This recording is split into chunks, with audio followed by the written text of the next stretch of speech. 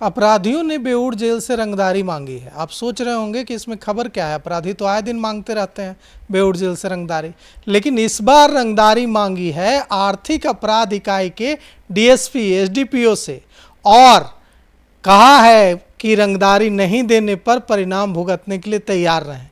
क्या है पूरा मामला और कैसे इस एक कॉल के बाद पुलिस महकमा कांप गया है कि अपराधियों की इतनी हिम्मत हो गई है कि अब आर्थिक अपराध इकाई के डीएसपी से रंगदारी मांगी जा रही है। इस पर जानकारी देने के लिए, चर्चा करने के लिए हमारे साथ हैं वरिष्ठ पत्रकार श्रीकांत प्रत्योष। तो अपराधी बेऊर जेल से कॉल कर रहे हैं आर्थिक अपराध इकाई के डीएसपी को, कितनी दुर्भाग्यपूर्ण है यह स्थिति?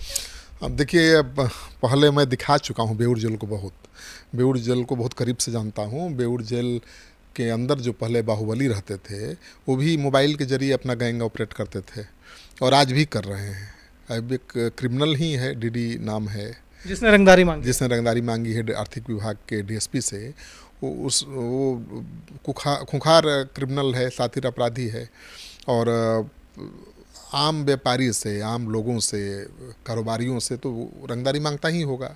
अब कोई भी ऐसा मामला सामने आता है तो उसकी जांच पुलिस तो करती ही है, आर्थिक अपराध इकाई विशेष रूप से उस मामले की जांच करती है। लेकिन अब तो आर्थिक अपराध इकाई विभाग के डीएसपी से ही इसने रंगदारी मांग दी है।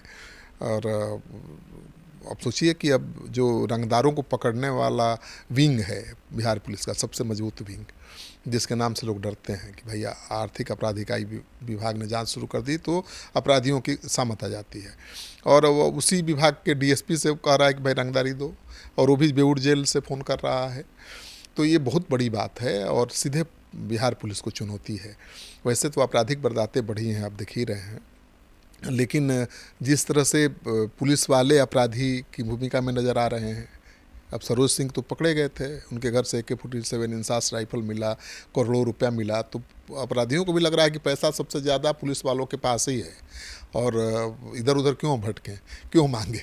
दूसरे से मांगेंगे तो जांच होगी, परेशानी होगी, तो हम सीधे उसी से मांग लेते हैं जो जांच करता है, जो जांच के नाम पर उगाही करता है। मैं ये नहीं कर रहा हूँ कि वो डीएसपी ने उगाही की है, लेकिन उसका माइंडसेट तो यही होगा कि पुलिस वालों के पास ज़्यादा पैसा है। नहीं तो पुलिस वाले से जिसको 50,000 60,000 सैलरी मिलता है, उससे कोई रंगदारी क्यों मांगेगा, वो कहाँ से रंगदारी देगा। तो जनरल जो परसेप्शन बनाने की कोशिश की गई है इस खबर के जरिए कि भाई पुलिस महकमा बहुत भ्रष्ट है, पुलिस अधिकारियों के पास आम लोगों से, कारोबारियों से ज़्यादा पैसे हैं, उनसे ही रंगदारी मांगना आसान है। तभी तो बेऊर जेल का एक अपराधी सीधे फ़ोन घुमाता है आर्थिक अपराध इकाई विभाग के डीएसपी को, कहता है कि रंगदारी दो। अब कितनी रंगदारी मांगी है इसका खुलासा भी नहीं किया गया है। रकम अगर खुलासा हो तो पता चलेगा कि कितनी रंगदारी, अपराधियों की नज़र में क्या औकात है आर्थिक रूप से, आर्थिक रूप से पुलिस वालों की क्या औकात है, कितनी रंगदारी की उम्मीद करते हैं कि वसूल सकते हैं एक डीएसपी से। तो कितनी रकम मांगी गई इसका तो खुलासा नहीं किया है एसएसपी ने, लेकिन एसएसपी, पटना के एसएसपी अवकाश कुमार ने इस बारे में कई सारी जानकारी दी है, और जो जानकारी दी है हम आपको सुनाते हैं। आज तो मोहम्मद रिजवान इस्माइल एसडीपीओ अपर लोक अभियोजक आर्थिक अपराध इकाई, उनसे रंगदारी मांगने का एक केस दर्ज हुआ था। इसमें डीडी एक कुख्यात अपराधी है जो जेल में बंद है, जेल में उस पर केस दर्ज हुआ था। जो दुकान एक मुस्कान सैलून है, उसको रंगदारी के रूप में काम था, उस पर केस दर्ज हुआ था। उसमें तकनीकी अनुसंधान किया गया और उसका भतीजा मोहम्मद अयान को गिरफ्तार कर किया गया।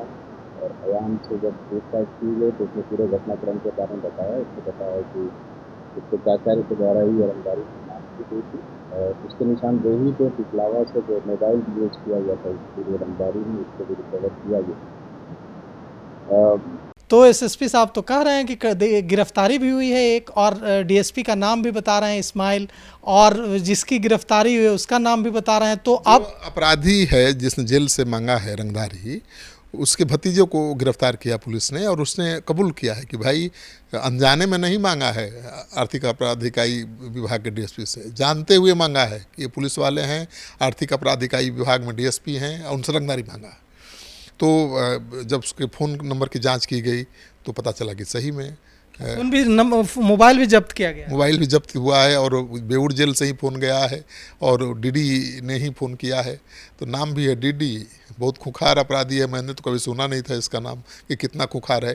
पहले खुंखार अपराधी होते थे जेल में, बिंदु सिंह होते थे, जो व्यापारियों को फ़ोन कर देते थे तो उन पतलूनें गीली हो जाती थी। पैसा देने से इनकार किया तो जेल में रहते थे बिंदु सिंह। कहाँ है बिंदु सिंह? पता नहीं, उनका निधन हो गया जहाँ तक मुझे पता है। लेकिन बिंदु सिंह का आतंक इतना था कि जेल से भी पैसा मांग दिया, किसी कोचिंग संस्थान से, किसी डॉक्टर से, किसी व्यापारी से, तो देना ही है। नहीं दिए तो दूसरे दिन आपके घर पर, आपके क्लिनिक पर बम चल जाएगा। तो जेल में रहते हुए अपराधी मोबाइल फ़ोन के जरिए अपना गैंग ऑपरेट कर रहे हैं। तो ये तो जेल की व्यवस्था पर भी बहुत बड़ा सवाल है ना भाई। अब पहले मैं दिखा चुका हूँ, एक डॉक्यूमेंट्री फिल्म दिखा चुका हूँ जिसमें बेऊर जेल में रहने वाले अपराधी रात में घर खाना खाने जाते हैं। जेल में बीमार अपने को बताकर वो अस्पताल के कैदी वार्ड में भर्ती हो जाते हैं। वहाँ पर बाई जी को बुलाकर नचाते हैं, हाथ में AK-47 लेकर नाचते हैं अबाई के साथ। तो अब सोचिए ना भाई कि अपराधी बाहुबली जो जेल में हैं वो बाई जी के साथ AK-47 लेकर नाचते हुए नज़र आते हैं। जो जेल में हैं वो रात में 11 बजे 12 बजे घर पर खाना खाते हुए नज़र आते हैं।